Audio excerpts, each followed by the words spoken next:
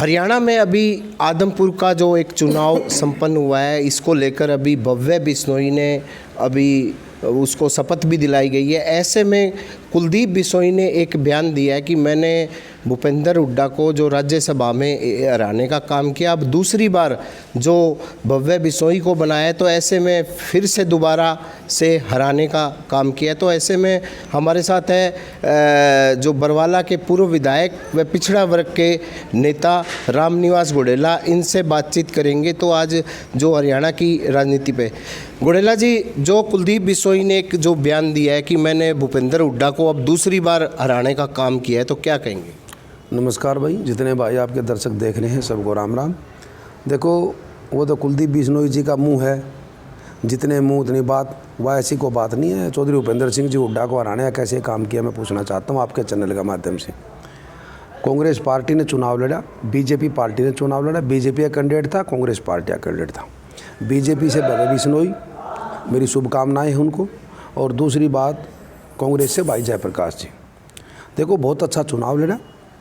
चौधरी भूपेंद्र सिंह जी हुड्डा ने कांग्रेस पार्टी के लिए प्रचार किया और बीजेपी के नेता थे जितने, उन्होंने बीजेपी के लिए प्रचार किया।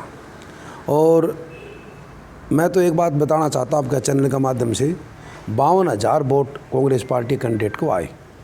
आज से पहले कभी भी इतने वोट भजनलाल का जो भी आदमी, जो भी परिवार चुनाव लड़ता रहा, उसके खिलाफ किसी के भी आज तक 52,000 वोट आए हो तो बता।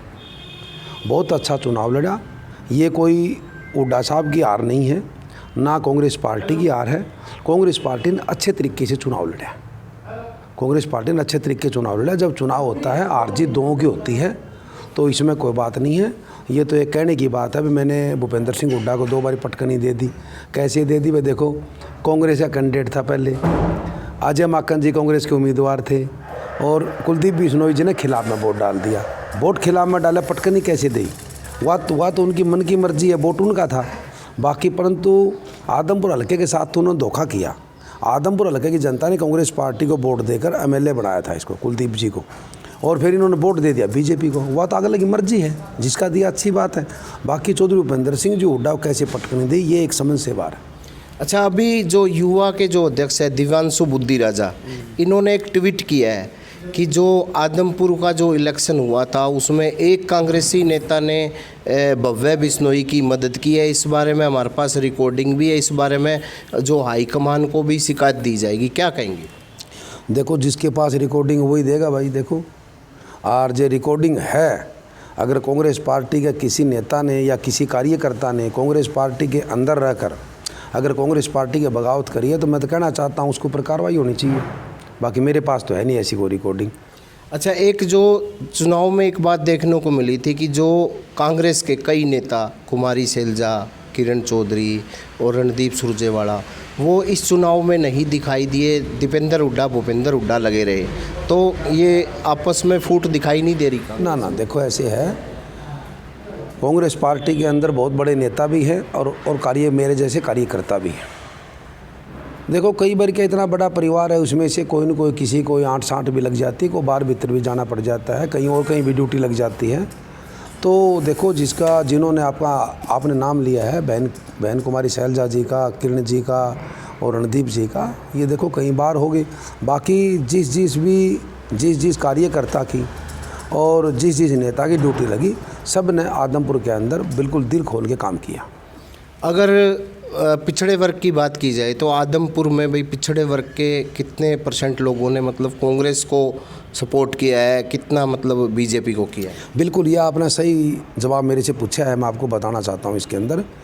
देखो, पिछड़ा वर्ग जो बीजेपी आज 8 साल से कहती लग रही है कि पिछड़ा वर्ग बीजेपी के साथ है, और कुलदीप जी भी यही कहते हैं कि पिछड़ा वर्ग देखो हमारे साथ है। हम देखो, परसेंटेज कहाँ से निकलती है? जहाँ वोट बैंक ज़्यादा होता है वहाँ से परसेंटेज निकलती है। मेरी ड्यूटी वैसे तो मैं 15 गाँव में गया हूँ। 15 गाँव के अंदर अच्छे बैकवर्ड ने वोट दिए हैं। और बाकी रही कई बात, एक मैं आपको ढाणी मोहब्बतपुर गांव बताना चाहता हूं। ढाणी मोहब्बतपुर के अंदर पिछड़ा वर्ग के 90% लोग SC BC के साथी हैं। वहाँ पर 90 आराम से ज़्यादा पैसे को, तो वहाँ पर 2 बूथ है, 126 और 27। उस बूथ के अंदर हमारा कांग्रेस कैंडिडेट का 800 वोट लगभग आए हैं और बीजेपी कैंडिडेट के लगभग 900 वोट आए हैं। 100 वोट बराबर वोट आए हैं। जहाँ पर बैकवर्ड ज़्यादा है तो उसी से पता लगेगा। जिस गांव में जनरल कास्ट है, बैकवर्ड एससी मिले जुले, वहाँ से पता नहीं लगता क्या % वोट आए हैं। हम तो ये दावे के साथ कहते हैं कि 45% वोट ढाणी मोहब्बतपुर में बैकवर्ड ने हमारे कांग्रेस पार्टी कैंडिडेट को, कांग्रेस पार्टी को, चौधरी भूपेंद्र सिंह जी हुड्डा को दिए हैं। तो 45% वोट अगर वहाँ से आए हैं तो मेरा मानना है कि पूरा हल्के के अंदर 45% तो पक्के आए। अगर हरियाणा प्रदेश कांग्रेस की बात की जाए, विपक्ष के नेता हैं जो बीजेपी के नेता इस तरह का आरोप लगा रहे हैं कि जो ये पार्टी है कांग्रेस पार्टी, अब पिता पुत्र की ही पार्टी बनकर रहेगी, क्योंकि अभी पीछे बिखराव देखने को मिला, कोई नहीं आया। तो ऐसे आरोप लगा रहे हैं विपक्ष के लोग। नहीं, कौन नहीं आया मेरे को बताओ, कौन नहीं आया? उदयभान जी, शैलजा, सुनो आप सुनो, आप तीन आदमियों का, 3 हमारे जो नेता है उनका नाम ले रहे हैं। जो हजारों कार्यकर्ता और नेता क्या हमारे को कांग्रेस पार्टी के अंदर नहीं मानते कोई? हमने कांग्रेस पार्टी के लिए दिल से काम किया, जहाँ ड्यूटी लगती है वहाँ काम करते हैं। क्या हमारे को मानता नहीं कोई आदमी? चौधरी उदयभान जी हैं और अनेक नेता, जहाँ पर हजारों नेता आदमपुर के अंदर 52,000 वोट आए। देखो ऐसी कोई बात नहीं है। अगर 1-2 आदमी, 3 आदमी अगर नहीं आते, चंद्रमोहन जी का नाम नहीं लेते ये लोग।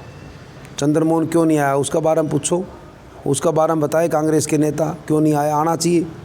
तो आप बताइए चंद्रमोहन क्यों नहीं आए? चंद्रमोहन को आना चाहिए। चंद्रमोहन को स्टार प्रचारक बनाया पार्टी ने, आना चाहिए चंद्रमोहन आता तो कांग्रेस पार्टी को और मजबूती मिलती और अच्छा प्रभाव बनता है इस चीज़ का। चंद्रमोहन को आना चाहिए था, पार्टी को जवाब देना चाहिए चंद्रमोहन जी को।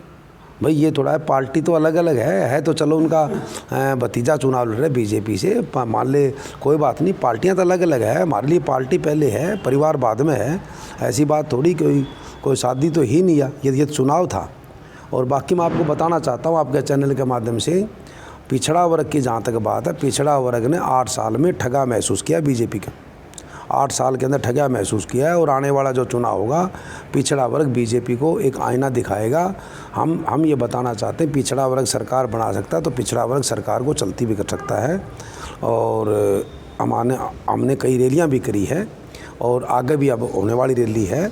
हम भिवानी के अंदर रैली जल्दी करेंगे और आपको तारीख बताएंगे। वहाँ पर पिछड़ा वर्ग के लोगों ने मेरे को आगे बात करी है कि आप भाई भिवानी के अंदर रैली करो, तो हम भिवानी के अंदर रैली भी करेंगे। और जितने भी हमारे पिछड़ा वर्ग के हरियाणा प्रदेश और देश के अंदर है उनको हम बताएंगे बीजेपी हमारे साथ क्या कर रही है। एक जो कांग्रेस प्रत्याशी पे जो बाद में हमला हुआ, तो उसको लेकर क्या कहेंगे? अभी तक मतलब उनकी गिरफ्तारी को लेकर या मामला दर्ज हुआ है जो भी, उसको लेकर? देखो हमले की तो देखो मैं निंदा करता हूँ, बाकी मौके पे मैं नहीं था। देखो जीतने के और हारने के बाद में चाहे कौन सा कैंडिडेट हो, देखो उन्होंने अपना संयम रखना चाहिए। भीड़ होती है, भीड़ चाहे मेरी हो या आपकी हो, भीड़ को संयम रखना चाहिए था और खुशी खुशी में ऐसा काम नहीं करना चाहिए जिससे कि किसको मन को ठेस पहुँचे। इसमें देखो हमारे को चलो नुकसान तो नुकसान नहीं हुआ, चलो भीड़ के अंदर कई बार चोट वोट भी लग जाती और भी कोई आदमी की भी हानि हो सकती थी, परंतु देखो हमारे मन को ठेस जरूर पहुंची है कि देखो जो भी वहाँ पर जो कार्यकर्ता थे बीजेपी के साथी, उन्होंने ये देखो हो अल्लाह उड़दंगबाजी करी है, कोई चीज़ फेंकी है, उससे देखो हमारे को बड़ा एक दिल को ठेस पहुंची है। अगर आपकी बात की जाए तो आप अब जो कौन से हलके से अभी तैयारी कर रहे हो, तो क्या लगता है आगे आपको टिकट मिल जाएगी भूपेंद्र हुड्डा से? चलो भूपेंद्र हुड्डा तो मेरा नेता है, ठीक है।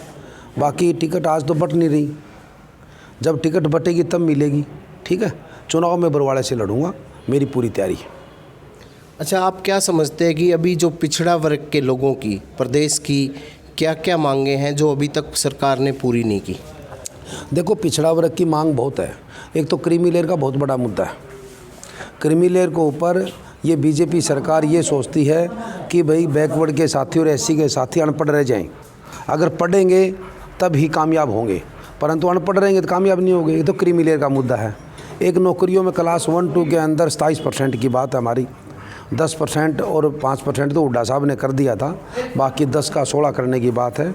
और ये बच्चों को वजीफ़ा की बात है, और 100 वर्ग गज के प्लाट की बात है। और भी अनेक मुद्दे हैं हमारे, जैसे कि अब ये पंचायतों के अंदर उन्होंने 8% दिया है, अब 16% तो सीधा ही है जब 16% नौकरियों में है हमारा, तो भाई और एक जातीय जनगणना सबसे बड़ा मुद्दा है हमारा, जातीय जनगणना हमारा सबसे बड़ा मुद्दा है। तो ये मांगे हमारी है, हम पब्लिक मीटिंग करके हमारी मांगों को उठाने लग रहे हैं। तो कहते ये सरकार हमारी बात को मानेगी, नहीं फिर हम अगली साल एक बहुत बड़ी रैली करेंगे हरियाणा के अंदर बैकवर्ड की, उसके अंदर जो हमारी बात को मानेगा हम उसका साथ दें। गुजरात चुनाव में भूपेंद्र हुड्डा को भी अभी स्टार प्रचारक बनाया गया है और कई नेताओं को अभी नहीं बनाया गया, तो क्या लगता है गुजरात चुनाव को लेकर? देखो, गुजरात चुनाव की बात नहीं है, जहाँ चुनाव होते हैं वहाँ चौधरी भूपेंद्र सिंह जी हुड्डा को स्टार प्रचारक बनाया जाता है। क्यों? चौधरी भूपेंद्र सिंह जी हुड्डा देश के प्रदेश के बहुत बड़े नेता हैं, किसानों के नेता हैं, इनको पूरे देश के अंदर लोग मानते हैं। तो इसलिए देखो, मान ली हिमाचल के अंदर भी स्टार प्रचारक भाई दीपेंद्र जी थे, चौधरी भूपेंद्र सिंह जी हुड्डा भी थे। तो ये बातें हैं। बाकी गुजरात के अंदर भी कांग्रेस पार्टी की सरकार बनेगी और हिमाचल में भी कांग्रेस पार्टी की सरकार बनेगी।